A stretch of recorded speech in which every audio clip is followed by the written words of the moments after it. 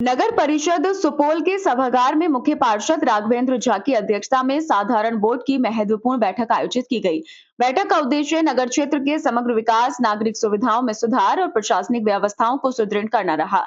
इस दौरान शहर के विकास, स्वच्छता, यातायात और राजस्व से जुड़े कुल 7 अहम प्रस्तावों पर विस्तार से चर्चा की गई, जिन्हें सर्वसम्मति से पारित किया गया। मुख्य पार्षद राघवेंद्र झा ने कहा कि नगर परिषद शहर के सर्वांगीण विकास और आम नागरिकों की सुविधाओं को सर्वोच्च प्राथमिकता दे रही है।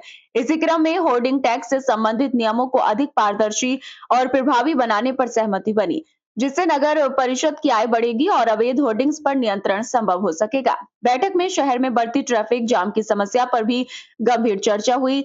निर्णय लिया गया कि प्रमुख चौक चौराहों पर यातायात व्यवस्था को बेहतर किया जाएगा। नो पार्किंग जोन चिन्हित होंगे, ट्रैफिक पुलिस के साथ समन्वय बढ़ाया जाएगा और अतिक्रमण हटाने के लिए चरणबद्ध कार्रवाई की जाएगी। कचरा डंपिंग और ठोस अपशिष्ट प्रबंधन को लेकर भी अहम निर्णय लिए गए। मुख्य पार्षद ने बताया कि कचरा डंपिंग के लिए उपयुक्त भूमि का चयन कर लिया गया है और सभी औपचारिकताएं पूरी होने के बाद ही आगामी 7 दिनों के भीतर कार्य शुरू कर दिया जाएगा। इससे शहर की स्वच्छता व्यवस्था में बड़ा सुधार होगा।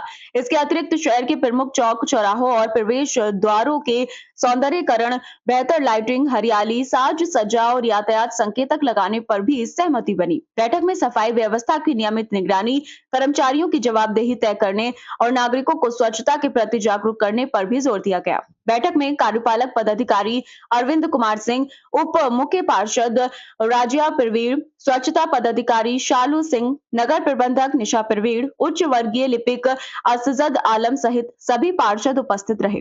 अंत में मुख्य पार्षद ने आश्वासन दिया कि सभी निर्णयों को समयबद्ध तरीके से लागू कर सुपौल को स्वच्छ, सुंदर और सुव्यवस्थित शहर बनाया जाएगा।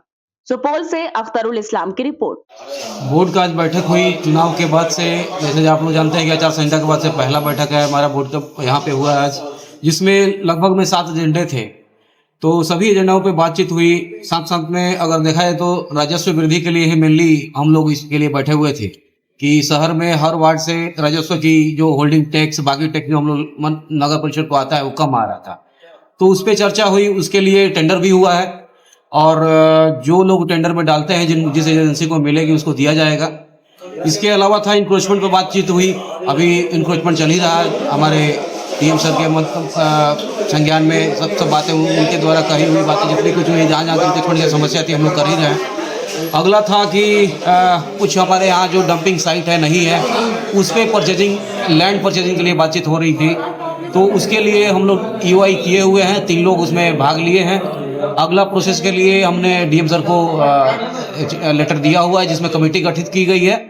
जल्द से जल्द 1 सप्ताह के अंदर वो भी लैंड परचेज वाला काम भी हो जाएगा और उसके हिसाब से हमें लग रहा है कि वो शिफ्ट हो जाएगा यहाँ से, जो कि डिग्री कॉलेज के अपोजिट में जो रेलवे के पास में जो डंपिंग होता है, तो वहाँ पे इशू हुआ है। इस वजह से हम लोग को डंपिंग की जरूरत थी। तो उसका भी लगभग में 1 सप्ताह में काम हो जाएगा।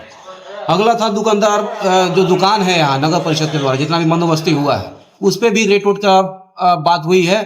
2 साल 3 साल पहले से जिनका भी रिन्यूअल कराए हैं, नहीं कराए हैं, जो मार्केट रेट है, जो सरकार का नियम है, उसके अकॉर्डिंग वो लोग रेंट दे रहे हैं, नहीं दे रहे हैं, उनको नोटिस की जाएगी। अगर जो रेंट नहीं दे रहे हैं उन पे फाइन भी किया जाएगा।